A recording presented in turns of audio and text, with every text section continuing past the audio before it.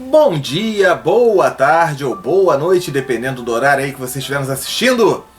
Meu nome é Sérgio W. Soares e estamos dando início a mais um Auxílio ao Evangelho no Lar, onde vamos estudar, olha aqui, Evangelho segundo o Espiritismo.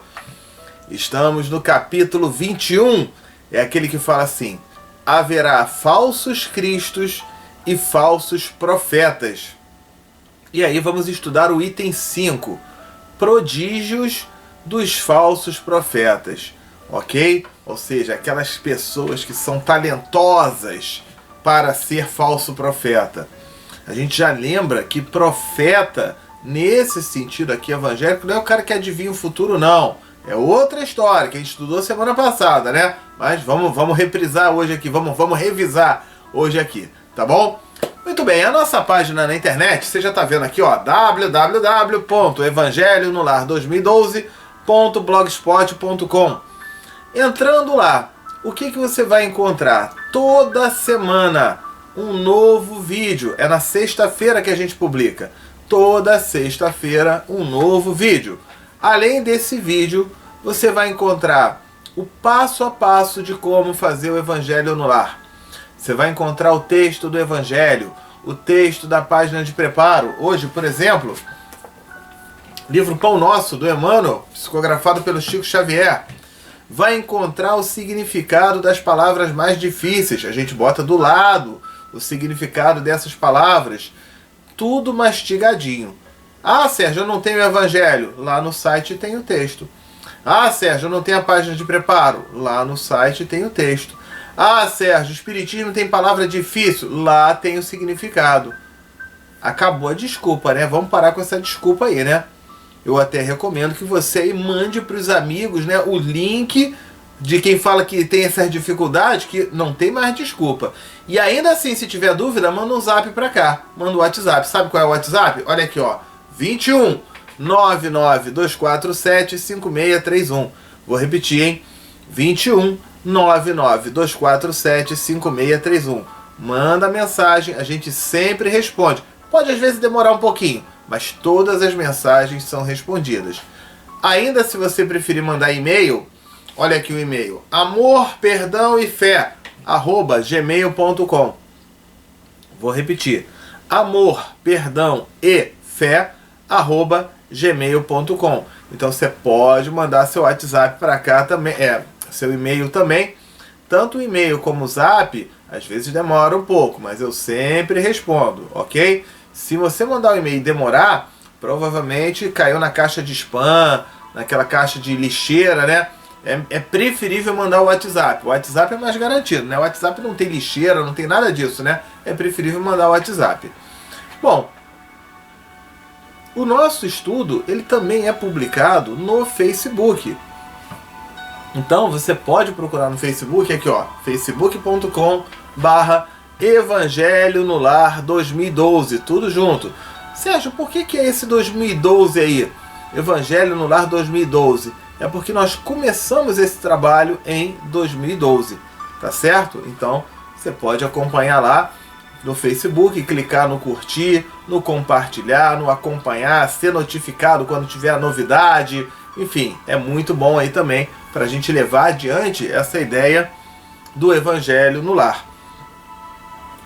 Nós informamos também que esse estudo ele é transmitido toda sexta-feira na Rádio Espiritismo, em outros dias e horários também, tá? Olha aqui, www.radioespiritismo.com.br. Você pode entrar lá, pode levar adiante ali, pode também acompanhar, ver na grade de programação. Aliás, por falar em Rádio Espiritismo, a gente faz aqui um convite. Entrando lá no site, curso básico sobre mediunidade. Clica lá, faz esse curso. Vamos aprender um pouquinho mais, né? Adquirir um pouquinho mais de conhecimento. É um valor simbólico que a gente coloca lá por mês, R$ 35, se não me engano, tá? Agora, se você, inclusive, não tiver esse valor, manda um zap para mim. Olha, Sérgio, eu posso pagar tanto, ou então eu não posso pagar. A gente vai dar a oportunidade assim mesmo para você. Importante a gente adquirir conhecimento, tá bom? Vamos dar início então com a prece de abertura. Querido Deus, Mestre Jesus, espiritualidade amiga, benfeitores, nossos anjos da guarda, obrigado por mais esta oportunidade que nos é dada ao estudo, ao aprendizado, ao conhecimento. Agradecemos a presença de encarnados e desencarnados que aqui estão. Agradecemos aos anjos guardiães que aqui se encontram desde cedo preparando, harmonizando, higienizando este local, espiritualmente falando. Que possa o estudo de hoje nos trazer reflexões, conhecimento e principalmente prática desses bons valores na nossa rotina, no nosso dia a dia. E que possa o estudo de hoje transcorrer num clima de muito amor, num clima de muita paz, num clima de muita alegria. Que assim seja, graças a Deus. Pedimos também que possa a água que se encontra aqui conosco já receber os melhores fluidos, as melhores energias e vibrações para o momento da fluidificação da mesma. Desde já possa ser fluidificada, que assim seja, graças a Deus. Vocês perceberam que eu mudei um pouquinho, né, daquilo que eu costumo fazer na rotina. Você aí pode fazer isso também, tá? Ah, Sérgio, eu não quero botar a mão, fazer a fluidificação. Aqui a gente sempre vai fazer. Mas como algumas pessoas tinham pedido, né, para saber como é que eu faço com a fluidificação da água, se eu não quiser botar a mão ali, aquela coisa, jorrar aqueles fluidos, você pode fazer dessa maneira também. Deixa a garrafa, o copo, o vasilhame e no início do estudo você já pede para que a sua água possa ser fluidificada, ok? Eu fiz isso como um aprendizado. No início falei sobre isso, mas depois a gente vai fazer a fluidificação da água também. Bom, a página de preparo do nosso estudo, ela é do livro Pão Nosso, do Espírito Emmanuel, foi psicografado pelo Chico Xavier. É o capítulo 165, cujo título é Falsos Discursos. Repara, a nossa página de preparo, sempre o texto tem a ver com o estudo do Evangelho. Ele não é uma leitura aleatória. A gente, de propósito, olhou, leu um por um, até a gente colocar isso aí na ordem, tá bom? Então repara, a gente fala sobre falsos profetas, capítulo 165 do livro Pão Nosso, falsos discursos. Então a gente já está falando sobre o tema do Evangelho. Vamos ver o que é que o Emmanuel tem para nos explicar, para nos esclarecer aí com isso, né? Vamos então compreender. Ele começa pegando uma anotação feita por Tiago, no capítulo 1, versículo 22, que diz o seguinte: e seja cumpridores da palavra. Deixa eu botar aqui o seja, né? Senão pode ter gente que pensa que está com sede de beber água, né? Então vou botar aqui, seja cumpridores das palavras, tá? Então, enganando-vos, e não somente ouvintes, desculpa, sede cumpridores da palavra, e não somente ouvintes, enganando-vos com falsos discursos. Então ele já coloca, né? Isso a gente já faz até na nossa prece de abertura, né? Que a gente possa assimilar, compreender todos esses valores que são explicados e principalmente colocá-los na prática. Senão, vira falso discurso. Fulano, você tem que perdoar. Olha, você tem que perdoar. É para perdoar, tá lá no Evangelho, fala sobre isso, o perdão é libertador. Mas eu não perdoo ninguém, né? Como é que fica isso, hein? Será que esse discurso fica meio contraditório? Pode ser até que eu fale para alguém perdoar, mas eu não perdoo. Até tá. mas se pelo menos eu fizer um esforço, porque tem gente que nem um esforço faz, né? Então ele já coloca essa situação, né?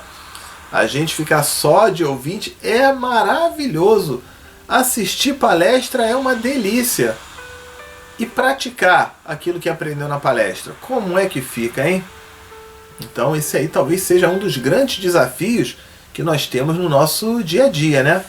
Vamos ver aqui o que o Emmanuel nos convida a aprender, né? Ele fala: nunca é demasiado, nunca é demais comentar a importância e o caráter sagrado da palavra. Então, da palavra. O próprio Evangelho assevera, afirma, que no princípio era o Verbo. Muitas vezes, quando você pega a Bíblia, né, em João, ele começa: no princípio era o Verbo, e o Verbo se fez, tal. Esse verbo quer dizer a palavra. Era a palavra, era a ideia, tá certo? E aí foi se transformando em realidades.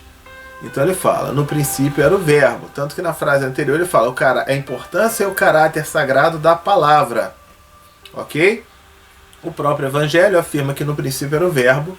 E quem examine atentamente a posição atual do mundo reconhecerá que todas as situações difíceis se originam do poder verbalista da palavra, verbalista, mal aplicado. Eu falo algo e faço outra coisa completamente diferente. É o famoso faça o que eu digo, mas não faça o que eu faço. Ou então, às vezes, eu falo algo para a pessoa que é uma mentira, que é uma ilusão, e a pessoa acredita naquela palavra, e aí o negócio se complica todo, né? Então a gente vê no nosso dia a dia por que existem documentos assinados, advogados, as palavras, né? Infelizmente não tem tanto valor assim, né? Para a pessoa entrar em contradição é a coisa mais fácil que tem. Então, as situações difíceis se originam do poder verbalista. Eu utilizei de uma forma errada as palavras, mal aplicado ali que ele diz. Então ele continua dizendo, né? Falsos discursos enganaram indivíduos, famílias e nações. A gente conhece sobre o atentado, né, dos Estados Unidos, lá do 11 de setembro, das Torres Gêmeas, que ali eles foram aquelas pessoas que cometeram o atentado. Sabe por qual motivo que fizeram?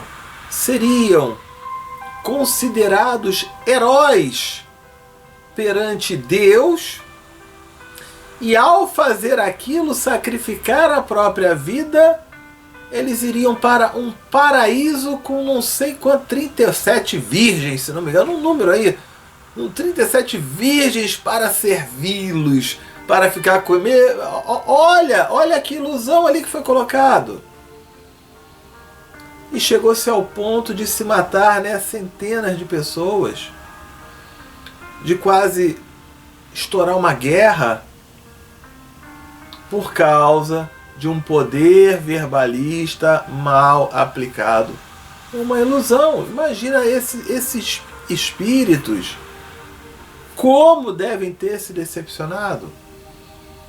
Outros que falam: não, eu vou dar o meu dinheiro aqui e tal, porque aí eu vou ter um lote no paraíso, um lote no... tá bom. Primeiro vê se você vai para o paraíso. Vê primeiro se você tem valores morais e prática de valores morais para você ir para esse paraíso. Porque, olha só quanta gente, não, que eu vou para esse paraíso, eu paguei, vou para esse paraíso. E o cara é ganancioso, o cara engana todo mundo, o cara é mentiroso. Se ele for para o paraíso já não é mais paraíso, paraíso vira inferno.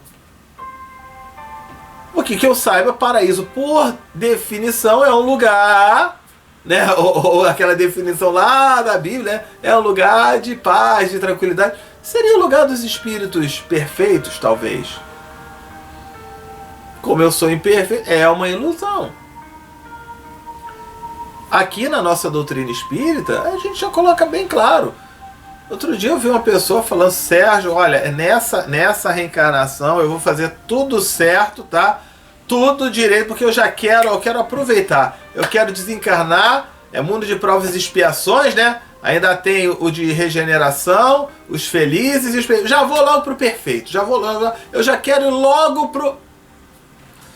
Já pensou se alguém chegasse para esse rapaz e falasse assim: você vai?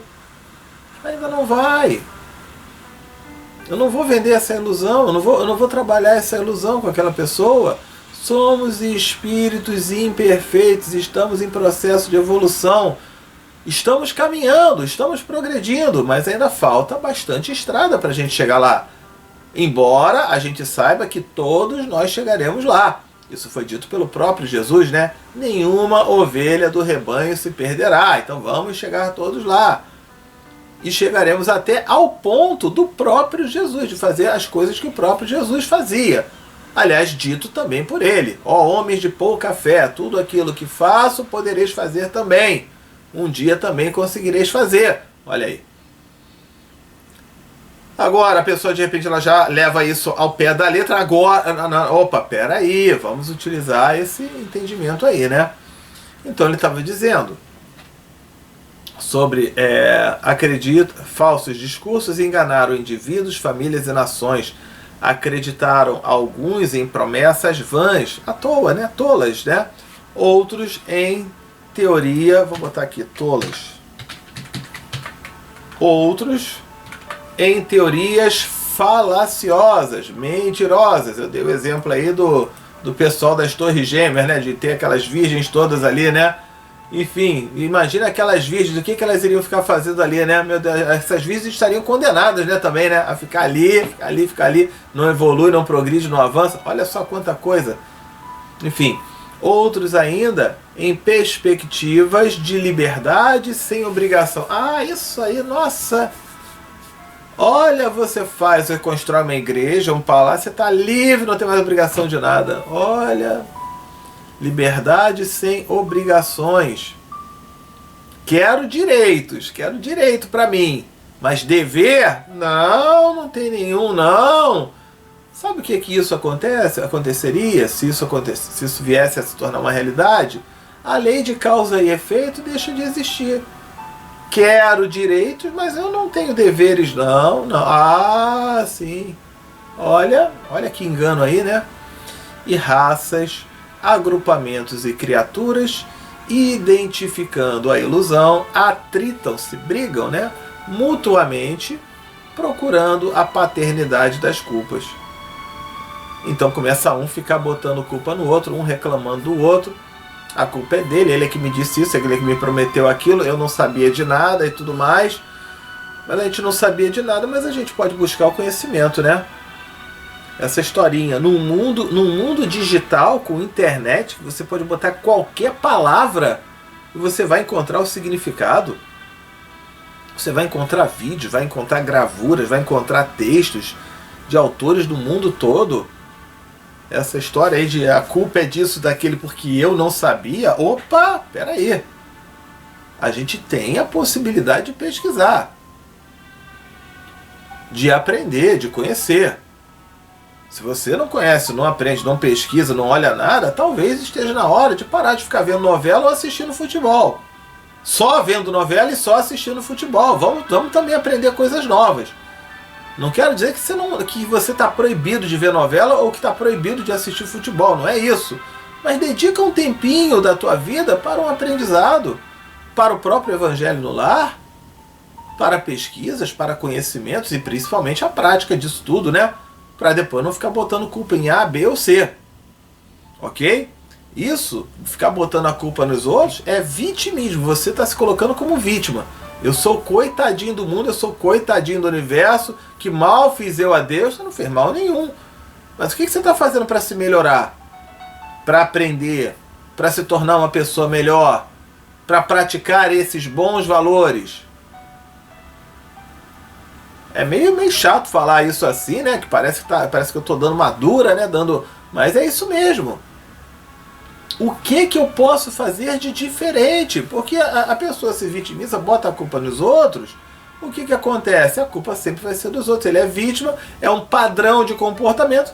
E enquanto eu não mudar esse padrão, eu continuo tendo os mesmos problemas, as mesmas dificuldades, as mesmas situações de antes. Ele fala, muito sangue e muita lágrima tem custado a criação do verbo humano, essa palavra humana. É impossível por agora computar esse preço doloroso ou determinar quanto tempo se fará necessário ao resgate preciso. Então, é essa situação, né, esse mundo que a gente vive, que está caótico, né, com guerras, com atritos, com dificuldades, com desigualdades sociais, mas também na hora da desigualdade social, quantas pessoas querem só os direitos, mas também não fazem os deveres, né? Quanta coisa que tem aí nisso. Até que ponto a desigualdade social, o cara não tem? Sim, não tem, vamos ajudar. Mas ao ajudar eu vou falar, olha amigão, eu vou te ajudar, vou te dar uma escola gratuita, vou te dar um Bolsa Família, mas você também vai aprender uma profissão, para você não ficar eternamente dependendo disso. Você conseguir se virar sozinho. Olha quanta coisa aí que ocorre. Né? A pessoa só quer receber, só quer os direitos, mas e os deveres? Como é que fica? Como é que acontece? Eu vejo, pelo menos aqui na minha forma de observar as coisas, me parece que as pessoas querem muito receber, mas na hora de produzir, a gente produz muito pouco. E isso gera uma dificuldade no nosso mundo, no nosso planeta. Então ele fala, né? O tempo para computar o preço doloroso disso, para ter esse resgate, nossa, vale lembrar que esse livro, O Pão Nosso, se não me engano, ele foi escrito, deixa eu ver se ele tem aqui o ano dele. Ele foi escrito em 1950. Repara, né? Já se passaram 70 anos, mais de 70 anos. E ele fala, lá em 1950, impossível computar o preço doloroso desse verbo, dessas palavras, dessas promessas mal aplicadas, ou que a pessoa entende de forma toda errada. No turbilhão, na tempestade de lutas, todavia, o amigo do Cristo pode valer-se do tesouro evangélico em proveito de sua esfera individual. Então o que ele coloca aqui? Vamos supor, eu estava falando ali do Bolsa Família, daquilo de trabalho, né, da pessoa receber sim a ajuda e ela trabalhar, mas aí alguém pode chegar, Sérgio, eu acho que não é por aí não. É claro que você pode contestar de repente o que eu estou falando. Eu estou longe de ser dono da verdade. Agora, existe um manual de verdades. Eu gosto muito quando a gente estuda o Espiritismo, Escola de Verdades Espirituais, que é aqui o nosso Evangelho, nos dando conhecimentos para a prática do bem, a prática de bons valores, de boas atitudes, de boas ações. Então aqui a gente tem esse tesouro que é o Evangelho segundo o Espiritismo. Mas Sérgio, mas não pode ser a Bíblia? Olha, a Bíblia, nós já falamos aqui, né? Já até respondemos em alguns programas, em algumas palestras. Por que o espírita não usa a Bíblia? Existe uma palestra que eu dou que é bem polêmica. Um monte de gente fica danada com isso, se sente desconfortável, mas eu preciso falar a verdade. A Bíblia é um livro considerado sagrado, mas ele foi escrito pelos homens. E a Bíblia leva em consideração aspectos morais e aspectos culturais. Os aspectos culturais valem apenas para aquela época. Na Bíblia está lá, quem usar 2 tipos de tecido diferente está condenado ao inferno, aquela coisa toda, acho que em Levítico que está aquilo, ou Deuteronômio. Então se eu usar uma camisa de algodão e uma calça jeans, eu estou condenado ao inferno. Está lá na Bíblia.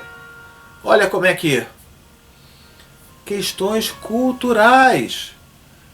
Se um filho é meio rebelde, tem que ser morto a pedrada no meio da praia. Tá na Bíblia. Você vai levar teu filho para tomar pedrada até morrer? Eu espero que não. Aspectos culturais para aquela época valem para o dia de hoje? Eu espero que não. Agora, na Bíblia também tem aspectos morais. E o que o nosso Evangelho, segundo o Espiritismo, ele faz? Ele pega da Bíblia as lições de aspecto moral. Aspectos morais são aspectos eternos, né? A prática do amor, do perdão, da fé, da caridade, da paciência, da tolerância, da alegria, da boa vontade, da paz. São valores eternos. Então, se eu ficar com dúvida, o que o Sérgio falou, ou o que o palestrante da minha casa espírita falou, ou o dirigente, ou qualquer... Vai no tesouro, vai logo, aqui no Evangelho. E aí você vai começar a praticar isso, né? Então ele coloca, cumprir a palavra do Mestre em nós é o programa divino. Aquilo que Jesus nos ensinou, é esse o objetivo, a gente colocar na prática. Sem a execução desse plano de salvação, os demais serviços ficam sob nossa responsabilidade. Então, eu sou responsável pelos meus atos. Aquilo de bom e aquilo de ruim que eu estou colhendo no meu dia a dia foi ou está sendo plantado por mim até hoje. Para ter resultado diferente, precisamos ter atitudes diferentes. Vamos guardar essa informação. Tá ok? Ele continua dizendo, constituirão sublimada, elevada teologia, raciocínios brilhantes, magnífica literatura, muita admiração e respeito no campo inferior do mundo, mas nunca a realização necessária. Então nós vemos, né, líderes religiosos, pastores, padres, às vezes até palestrantes também, que não tem muito, que se diz espírita, mas que não é muito espírita não. E que ele vai e ilude ali a pessoa e fala, né, enfim. Então, em todos os segmentos, mas Sérgio, você está falando isso do espírita? Sim. Ou você acha que todo mundo que é espírita é santo? Todo mundo que é católico é santo, todo mundo que é judeu é santo, todo mundo que é muçulmano ou evangélico, não. Antes dessa religião são seres encarnados, espíritos encarnados com virtudes e com defeitos. Vários médiuns caem, né, caem em falência. Falência no sentido não é de falir financeiramente, não, de falhar na sua missão. Seja pela ganância, seja pelo status, seja por ficar famoso, seja porque... São vários. São vários. Então, é a gente compreender esse processo de que muita gente fala bonito, prega uma coisa, tem o poder da palavra, tem o dom da palavra, mas ele utiliza de artifícios e que aquilo ali está longe de ser a verdadeira realidade. Ok? E ele fecha falando, eis o motivo pelo qual é sempre perigoso estacionar no caminho a ouvir quem foge à realidade de nossos deveres. Por isso, recomendamos que o estudo seja constante. Recomendamos que quando você faz o Evangelho no Lar, né, no nosso aqui são 225 vídeos, ele vai do 0 até o 224. Então são 225 vídeos. Que acabando, começa de novo. Começa, porque eu vou continuar, eu já vou entender de uma outra maneira, de uma maneira melhor. O que lá atrás eu fazia, estudei isso, e agora já estou estudando de novo. E o que hoje eu estou fazendo, o que eu posso melhorar? É o estudo constante, é o aprendizado constante. Porque a nossa evolução ela é constante, ela é eterna, estamos sempre evoluindo. Tá certo? Então ele fala que é para a gente ficar muito atento com palavras, com ideias que às vezes possam parecer um pouquinho estranhas aí. Aí a gente entra no capítulo 21 do Evangelho. Haverá falsos cristos e falsos profetas. Item 5, prodígios, né? Talentos, características, qualidades dos falsos profetas. Porque é uma pessoa talentosa, né? Às vezes para ela enganar ou para ela tem que ter um talento ali da palavra, ou do discurso, ou do convencimento, ou um carisma, é um talento. Prodígio é nesse sentido. E nessa parte de profeta, estudamos na semana passada. Profeta, no antigo sentido lá, dos tempos de Jesus, profeta não era o cara que adivinhava o futuro. Hoje, se a gente fala em profeta, né, você já pensa logo no Nostradamus, que ele adivinhava o futuro. Não. Isso veio depois, essa ideia de profeta ser o cara que adivinha o futuro. Profeta, no sentido lá dos tempos de Jesus, quando foi escrito tudo isso, era aquele cara que pregava, que passava adiante a boa nova, os bons valores, os conhecimentos evangélicos, a prática do amor, do perdão, da fé, da caridade, e por aí. Esse era um profeta. Você que dá uma palestra na sua casa espírita, ou que faz um estudo na sua casa espírita, você está sendo um profeta, nessa concepção, nesse sentido aí. Você não está prevendo o futuro, não está nada disso, mas está sendo um profeta nesse sentido. Ok? Então, falsos profetas não é o cara que faz previsão do futuro, previsão errada não. Muita gente boa se confunde com isso. Falso profeta é aquele cara que está utilizando esses conhecimentos ensinados por Jesus de uma maneira falsa, de uma maneira errada, ou de uma maneira interesseira. Também às vezes acontece. Ok? Então ele coloca aqui, ó, no item número 5. Levantar-se-ão falsos cristos e falsos profetas que farão grandes prodígios, grandes maravilhas, né? Nossa! E coisas de espantar, a ponto de seduzirem os próprios escolhidos.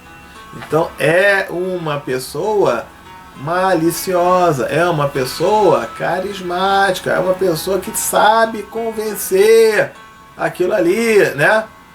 E ele se utiliza disso para iludir aquela pessoa. Ok?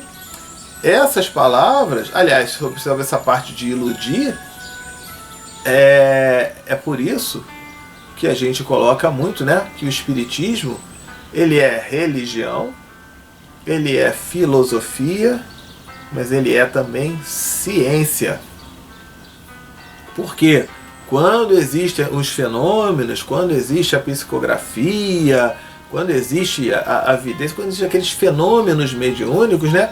É muito fácil alguém, às vezes, querer enganar ou querer se dar bem ali com o outro, né?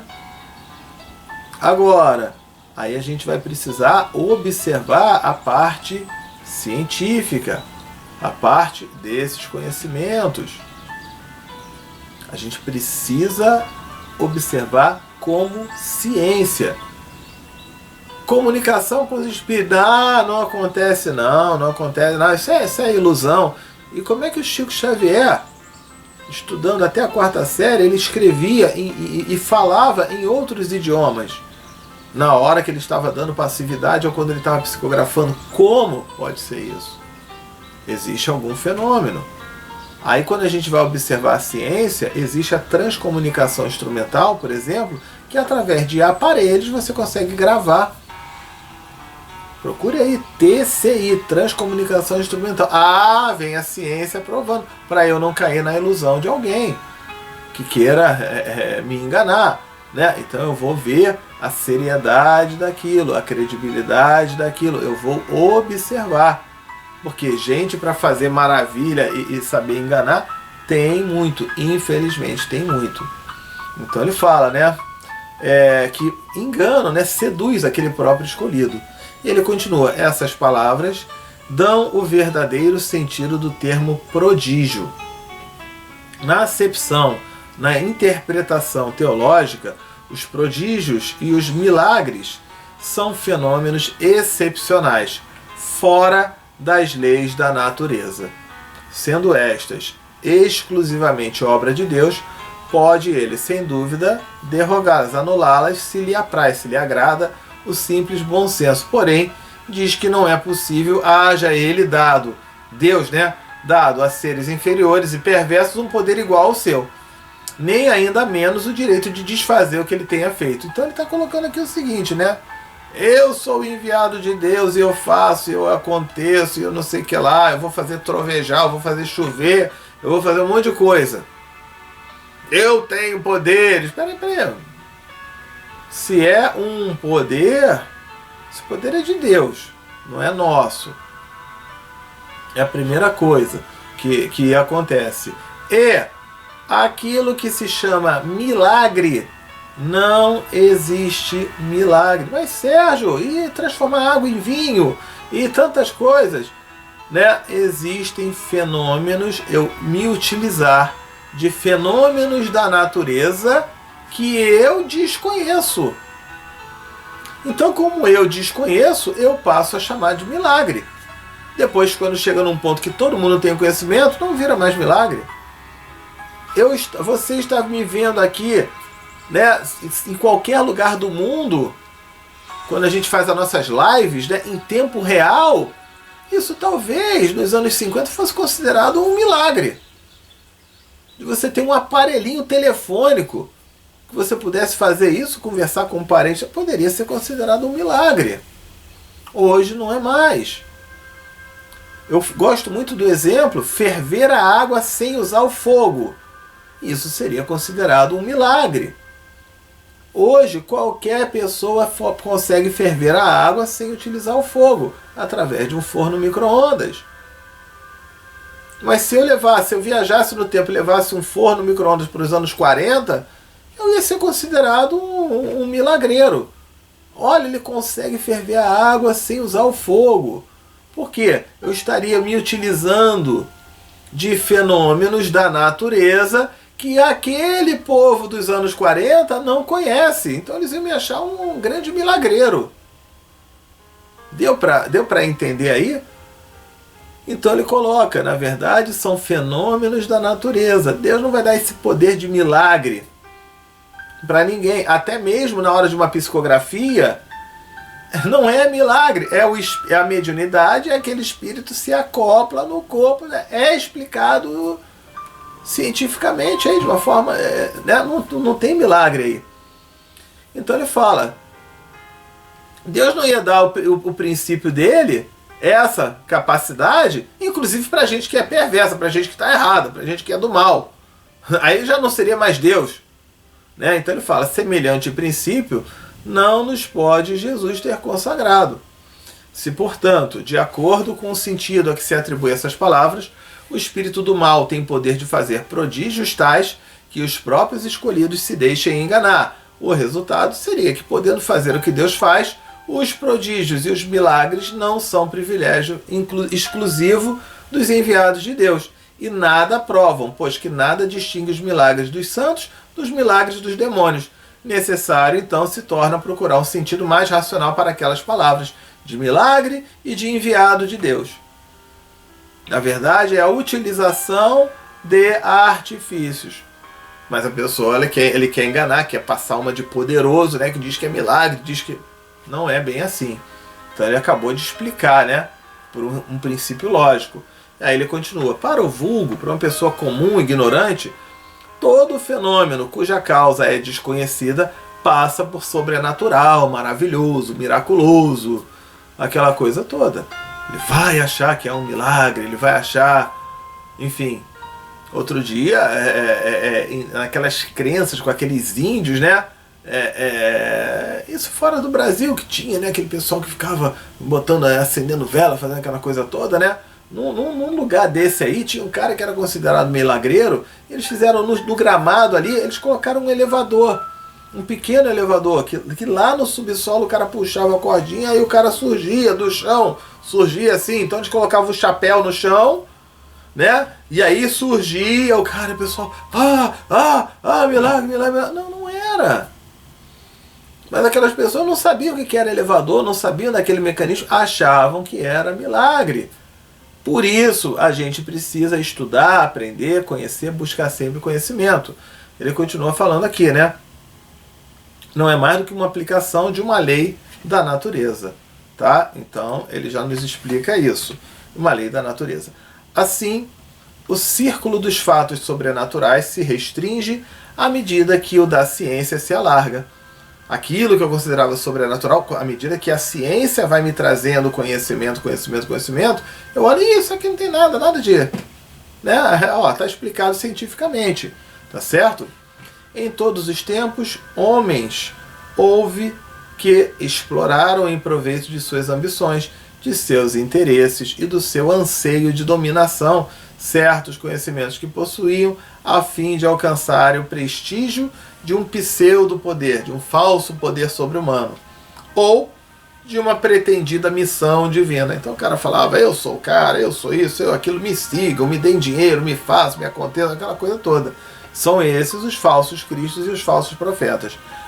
A difusão das luzes lhe aniquila o crédito, de onde resulta que o número deles diminui à proporção que os homens se esclarecem. Hoje, se vem alguém lá botar o chapeuzinho lá na grama e subir, ninguém mais vai dizer que é milagre. Vai falar, não, pera, deixa eu dar uma olhada.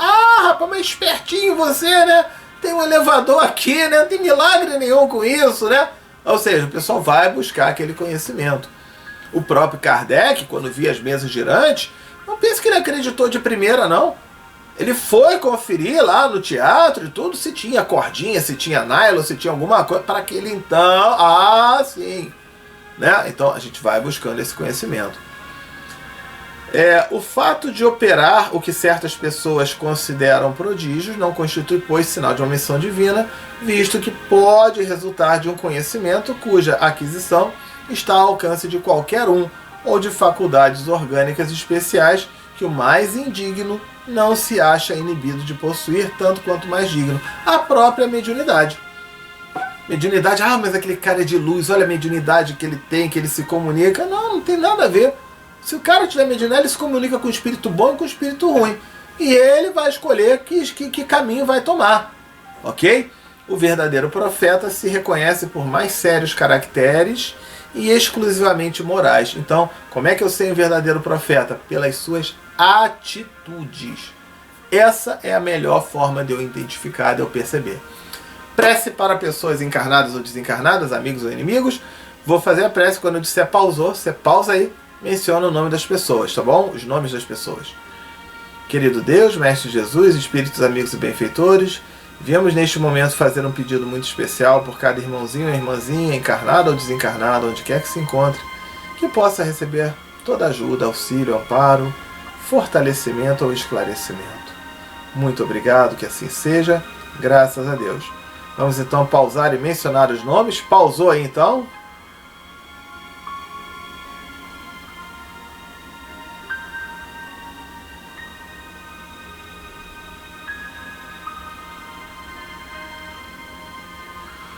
Soltou o pause. É a hora da fluidificação da água. Hoje nós mostramos no início, né, uma fluidificação que já poderia ter sido feita. Se você quiser, você poderia pular essa parte. Ou poderia fazer no início e agora também, não tem problema nenhum. Aqui, ó, Minutos de Espiritismo número 23, tem um estudo completo sobre isso.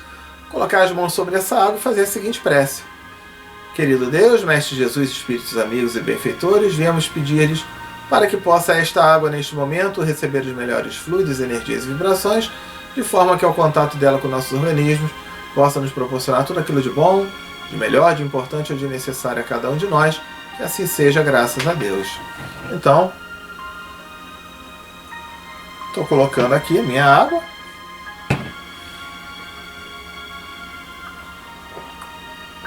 Saúde.